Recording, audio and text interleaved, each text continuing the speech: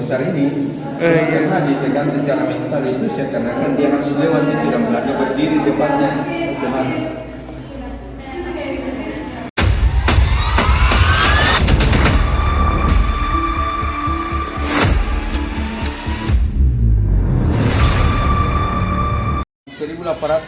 sampai 30 Perang Jawa di Ponegoro, beliau akhirnya ditangkap melalui tipu muslihat VOC Belanda di Magelang oleh Markus de Kock.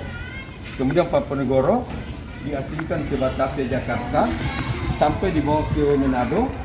Kemudian dari Manado diasingkan kembali ke Makassar. Ini Pak ya. Yes, ya.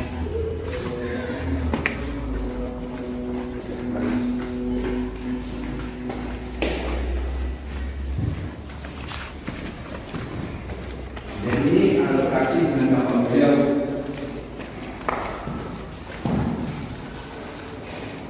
Jadi salah satu perang besar Indonesia adalah perang di Ponegoro, perang Jawa. Tahun 1825 sampai 30 perang di Jawa selama 5 tahun. Akhirnya beliau ditangkap. Nah, ketika ditangkap dibawa ke di Magelang ditangkap, kemudian dibawa ke Batavia, Jakarta, sampai ke Manado, Sulawesi Utara. Ya, di Manado akhirnya dibuang di kota Makassar sampai beliau meninggal di kota Makassar. Jadi beliau itu putra Hamengkubuwono ketiga yang dikenal perjuangannya di tanah Jawa sebagai perang Sabilillah atau perang melawan orang-orang kafir atau dikenal juga perang Jawa. Pangeran Diponegoro yang begitu gigih hebat melawan Belanda membuat Belanda harus mengasingkan, membuang sejauh mungkin Ponegoro supaya beliau tidak lagi memerintah prajurit pengikutnya untuk melawan Belanda. Tempat ini hanya 1-2 tahun ditahan karena Pak Ponegoro itu secara politik dia itu anak pangeran, jadi dia perlakukan seperti layaknya seorang pangeran.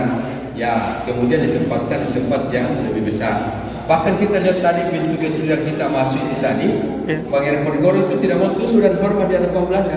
Jadi bagaimana Pak Ponegoro tunduk seakan-akan itu Belanda berdiri di depannya. Jadi kalau dia keluar masuk itu seakan-akan dia tunduk hormat di hadapan Belanda. Tapi cerita yang berkembang Ponegoro itu membelakangi, tidak mau lewat kalau ada orang Belanda berdiri karena tidak mau diperintah. Sampai beliau meninggal dimakamkan di belakang benteng ini, namanya Jalan Pangeran di Ponegoro. Jadi pada Ponegoro ini karena begitu hebat perjuangannya itu diberikan penghargaan, bahkan orang Belanda sendiri memberikan perhatian khusus kepada Pak Ponegoro ini. Ya, tahun 1837 namanya putra Pangeran Frederick itu datang untuk mengunjungi dan memastikan Pak Ponegoro apakah dalam keadaan diperlakukan sebagaimana anak seorang pangeran dan sebagainya. Jadi ini lukisan yang ketiga dibawa dari Kado. Tapi ini semacam gambaran lukisan karena saat itu kan belum ditemukan itu foto ya, foto potret. Jadi ini semacam ilustrasi dari gambaran-gambaran kan. Jadi bisa dibayangkan itu mereka di kapal dengan kapal-kapal laut gitu. Ya, karena itu jaraknya saja dari Jakarta ke Makassar kan itu hampir 2 jam. Kalau dia dari Jakarta ke Manado itu cukup jauh. Itu dikasihkan jauh mungkin. Kalau ini Rotterdam ini ya? Sudah mau sampai ya? Ya, ketika dalam perjalanannya gitu ya. Tapi kan semua ilustrasi aja. Karena data-data tentang konflik sejarah ini susah diberikan secara sejarah ya. Kemudian ketika berdialog dengan Belanda, berdiskusi untuk memberikan pesan kepada keluarganya juga, dia itu memberikan kesan-kesan untuk keluarga, surat-suratnya kepada keluarga.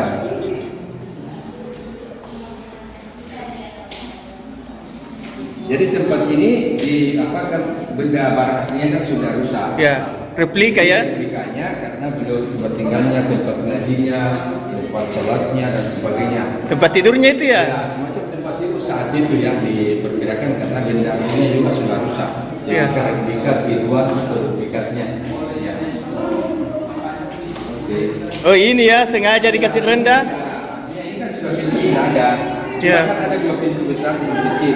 Jadi Pak Ponegoro seakan-akan keluar masuk berdiri. Ya, cuma normalnya kan itu harus pintu besar ini.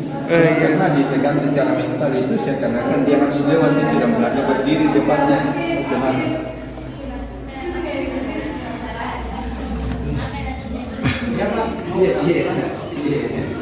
Harus tunduk saya. Harus tunduk ke saya.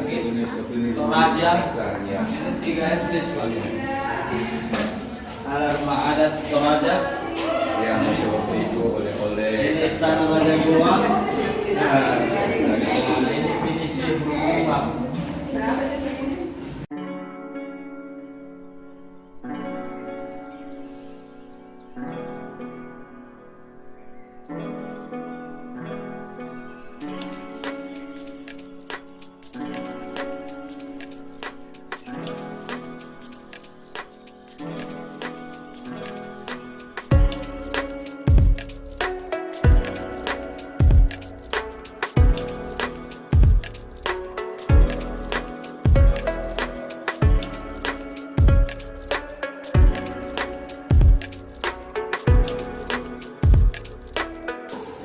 Ini kampanye.